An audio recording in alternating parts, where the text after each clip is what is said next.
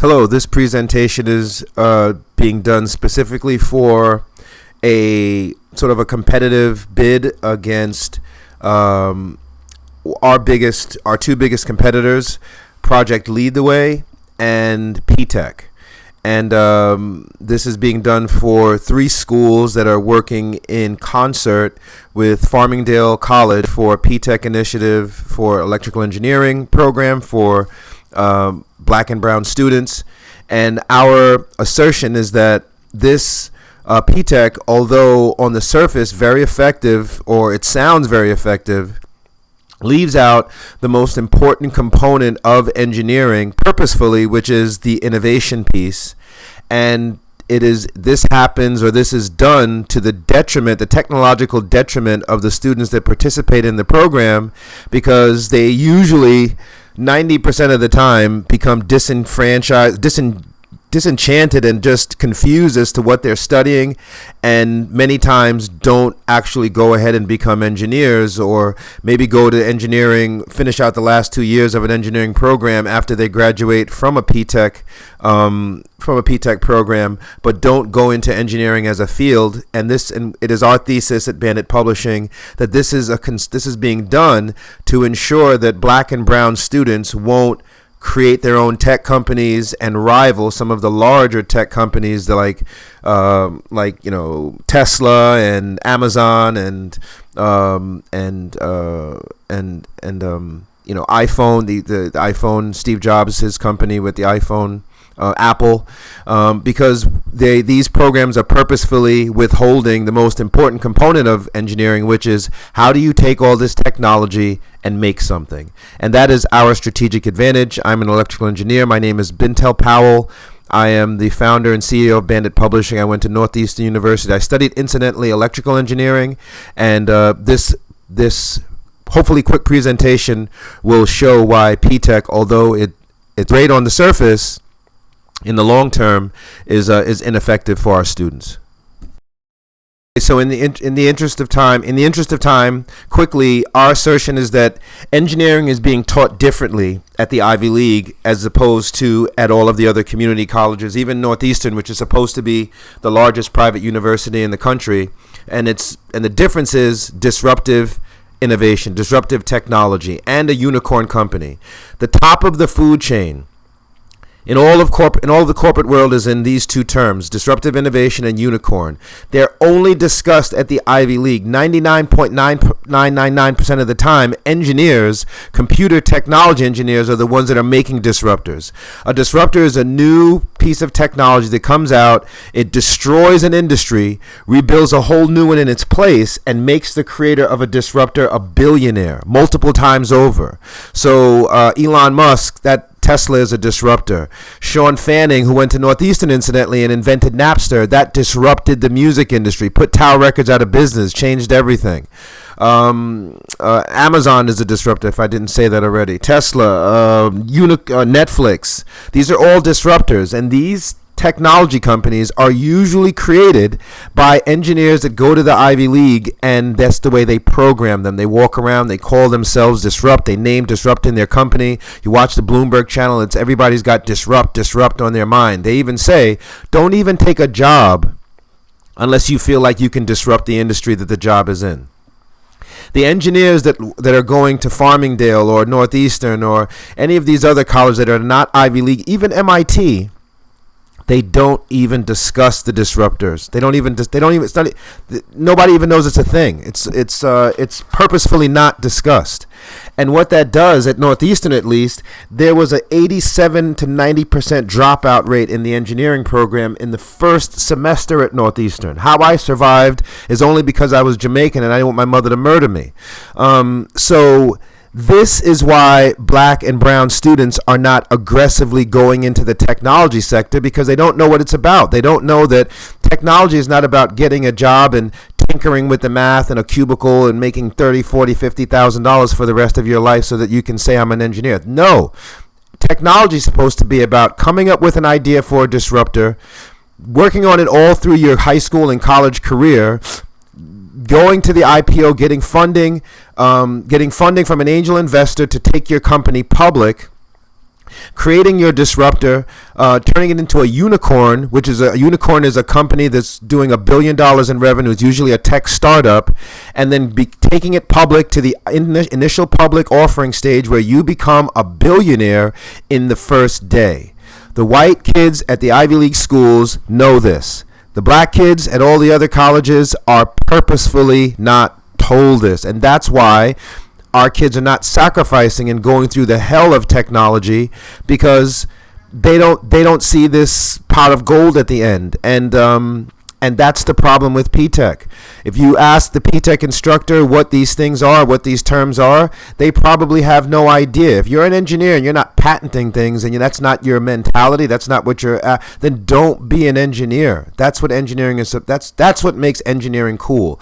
You know who does know about IPOs and disruptors, and that the rappers know about it because they make friends with the billionaire technology and rock stars when they're out in the industry, because they're rich and they're all hanging out with each other. They all kiss up to the tech billionaires, and the tech billionaires tell the rappers what about disruptors and unicorns. So the rappers know, but your kids have no idea, and that's why our program it's important that we popularize this program so that to give the kids, your kids, a perspective as to why am I doing this, how does this make money, so that we can start creating tech firms in the black community, so we can have economic power with lobbyists who change the laws and get the police out of our communities, so we don't have to, there's a whole host of reasons why this has to happen. It's never going to happen if you leave it to P-Tech and Project Lead the Way. They will never talk about it.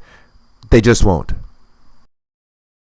Now, just in case you ladies and gentlemen may think that I'm making this disruptive innovation thing up and that it's not really as big of a deal as I'm trying to say it is, this is a chart that explains how companies, tech companies, but all companies, use innovation to keep the life cycle of their product valuable and bankable in the eyes of the consumer. All right. The first innovation type is disruptive innovation. That's the first one, right? But if you look, there's application innovation, product innovation, platform innovation, line extension, enhancement, marketing innovation, experiential innovation, meaning the experience the customer has with the actual product. Value engineering is even one, all right? All of these different types of innovations, they use in a company to make sure that you, as the consumer, continue to buy it. All right. And the longer this arc goes, the longer. So Nike, as an example, is innovating its took us off. Nike's out innovating Adidas by leaps and bounds. Right. So if engineers are the ones that are doing this, and this obviously shows how important innovation is to any company's life cycle of their product, which is, our theory is, all companies are made of two parts: the part that engineers it and the part that sells it. All right. How come this is not being discussed by any colleges in any engineering programs except at the Ivy League? How can you this shows it. The first one is disruptive, and that's a stretch. I'm pulling teeth trying to get schools to realize that disruptive innovation is a thing. It's important. Look how many other types of innovations there are out. Even value engineering is a thing. All right.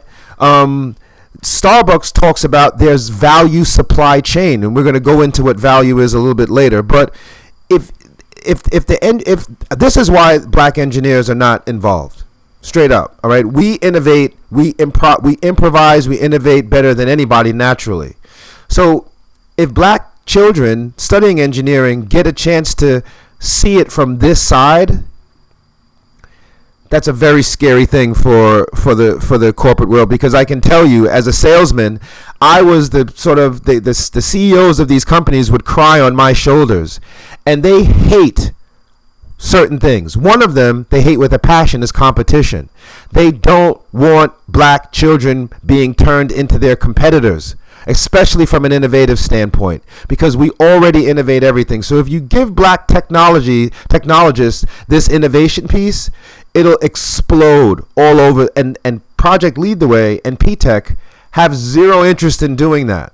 All right, they've been told by these corporations, you teach these kids just enough to make them our blind employees, as they did to me, but don't you dare tell them about innovation and disruption and make them our competitors, because that's not what we're paying you for. Farmingdale University, Northeastern University, that's not what we're paying you for. If we want CEOs, we'll go to Harvard and Yale and Wharton Business School. That's where the CEOs come from. The top 1%, the children of the top 1% go there, not the masses. And that's why this P-Tech thing, even though it sounds good and it's free through a grant, what's the point of giving 7 kids P-Tech and maybe one of them coming out, if you're lucky to actually become an engineer, to go into racist white technological America, as opposed to giving all of our students engineering tools and innovation? That's sexy. That's what we need to do. Okay, so these are our engineering tools. I invented these tools. I invented these instruments. They are a synthesis of my experience working as a design computer engineer, and a salesman. My title was sales engineer. A lot of engineers that are not necessary, that are sort of articulate and can talk, go into this field. The sales engineers make about $300,000 a year, and they are the engineers that go out and sell the technology of all these engineering firms. A very coveted position. We need a lot more black sales engineers, black and brown sales engineers. All right. And so this is where I learned all this stuff. My first job as a sales engineer for Canon USA, I was given these tools. I didn't know it at the time. It wasn't until I started, years later, and I started concentrating on this, that I realized that these tools had been handed to me in my first job and throughout. But basically, our theory here is that all versions of engineer have these 4 elements associated with them. Up to the left-hand corner is value, which is probably one of the most important portions of this program. Everything pivots off of that, is how we jump in between financial literacy and engineering. Just incidentally, engineers are the ones that created mortgage-backed securities that brought the economy down in 2008. Engineers made those things. All right, engineers that don't go into engineering because they understand design go into the financial field, and they make hundreds of millions of dollars as hedge fund managers. All those guys that are running the financial companies, all of them, 99% of them are engineers. All right, they don't tell you that either at Farmingdale. So unit of measure is one thing that's always consistent in all versions of engineering. Modeling, very important, and we'll talk about that later. Obviously, the math in the middle, that's my formula, and you see there's little V's in front of the I, the C, and the R. That's indicative of the value meter. And then logic. Logic is what's used to create computer programming. Computer science is all logic, right? And that's what innovation is made of. Innovation is made of logical innovation. They don't tell you that, and electrical engineers don't learn this. They have something called logic gates that electrical engineers start to learn about in their junior and senior year. But the first 2 years, your kids are not going to know it, because all they're getting drilled on is the math and the physics and the circuits, and the circuits 1, 2, 3, 4, and the pulse and digital. So the first 2 years, your kids are just sitting there like, what is this? Right? That's the way they teach at Farmingdale. At the other schools, coming in freshman year, they talk to them in terms of how can you take all this stuff and make it, and what do the double E's make, and what do the chemical engineers make? They talk to them like that in the freshman year. It's a completely different assimilation to technology in the Ivy League as opposed to P-Tech. They're rearing your kids to be technicians, and your kids don't like it. They want to make stuff too. All right. So these tools are what all engineering is made of. So if your kids were to go through this program, hopefully, God willing, you trust us.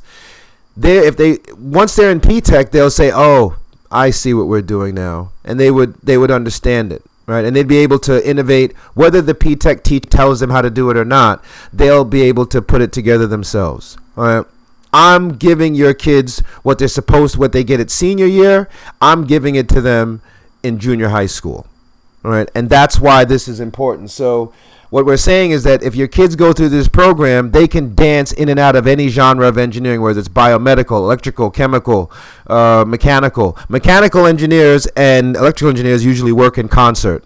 They usually work together. You take the 6 basic machines and you put some electricity on top of it, and you're Elon Musk. You have an electrical car. And Elon Musk, incidentally, didn't invent the electrical car. He just bought the technology from some other engineers and put a lot of money into it. He's a computer program designer. His first innovation was he was one of the original creators of PayPal. All right, and then he got into Tesla, and now he's in SpaceX because he understands this. He understands the genre of engineering. He's taught different.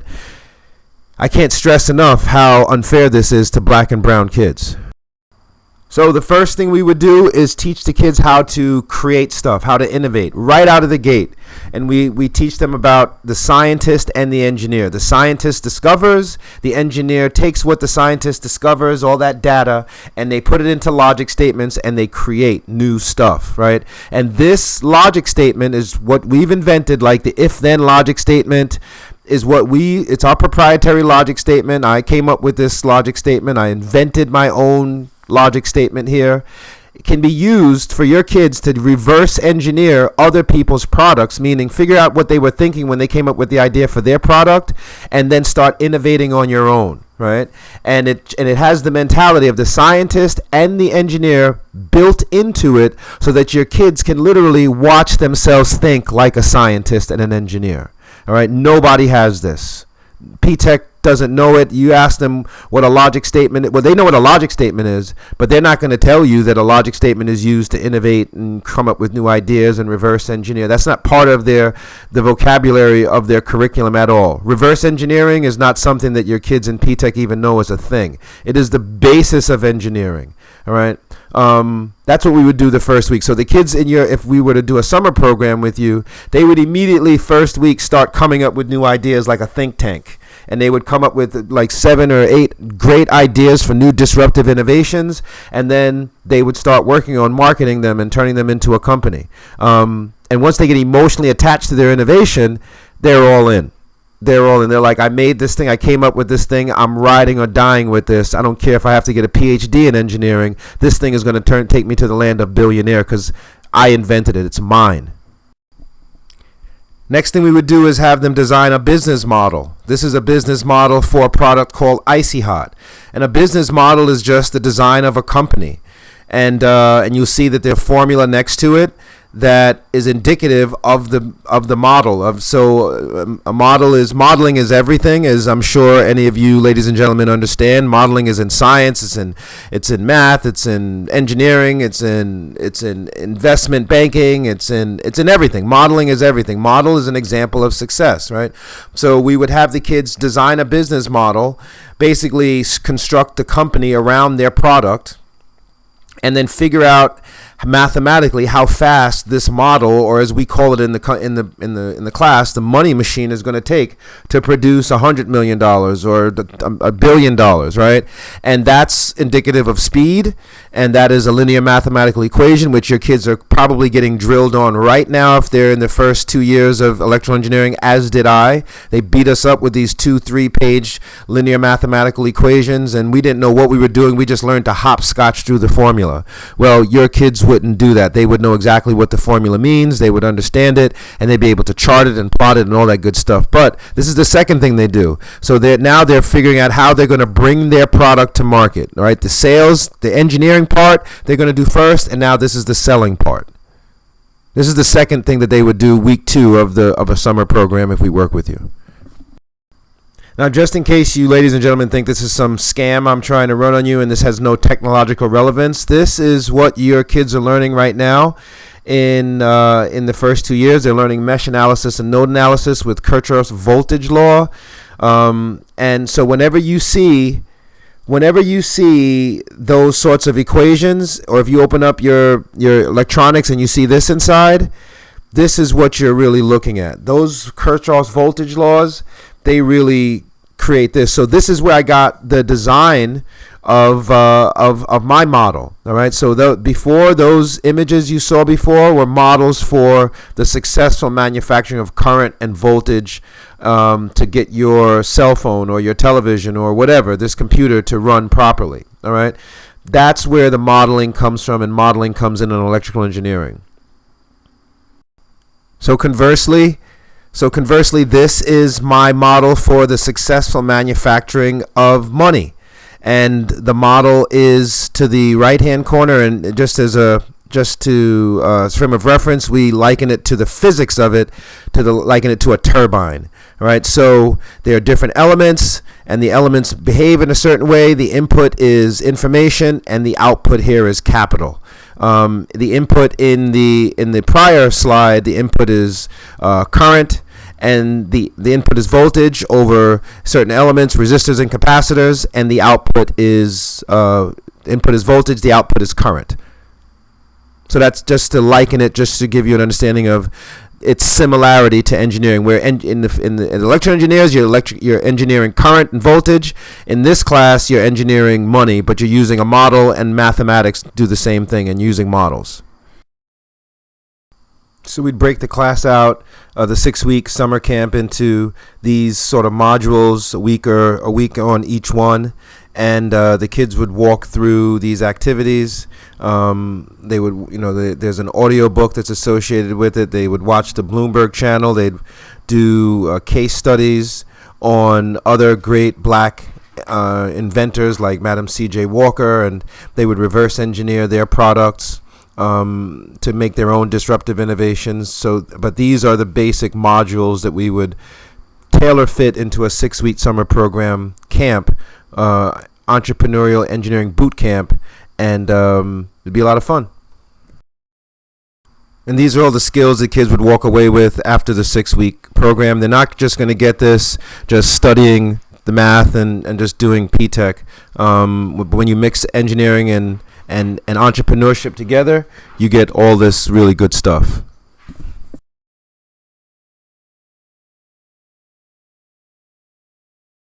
So in closing, this is Bintel Powell with Bandit Publishing. We are presenting a version of STEM called eSTEM. We are the only provider for this version of STEM in the country. It is giving your students the engineering component from a design, engineering, innovation-centric perspective to the tune of a disruptive innovation, the highest form of technological innovation and success in the world, and a unicorn company, which is the sales component, to give your students the mentality of the Ivy League. This is not discussed anywhere other than the Ivy League for the children of the top 1%. And what it is designed to do is almost epigenetically code us economically to always be working for people who just basically don't like us. And case in point, Elon Musk's company is being sued left and right by all of its black employees for calling them monkey and painting swastikas throughout the entire facility. And Elon Musk is from South Africa, so what do you expect? All right, the technology industry is very racist. The white people there, they believe that technology is theirs, and they don't want the black and Spanish kids coming in and doing what we've done in athletics. So unless this happens, black people will never have any technological power in the country. This has to happen. All right, P-Tech is a good start. I'm not knocking it, but it does not address the most important component of innovation, of engineering, which is innovation. If you're not innovating in tech, what are you doing? You're a technician, and that's not going to cut it. So we're offering this summer program. I hope you see it as valuable. We are doing summer programs for as many black and brown schools as we can possibly get this video in front of. My name is Bintel Powell. I'm an electrical engineer. I'm the founder and CEO of Bandit Publishing. My number is 516-902-9837, and I would love to talk to you about implementing this in your school for this summer 2022. Take care, God bless, and hopefully we talk soon.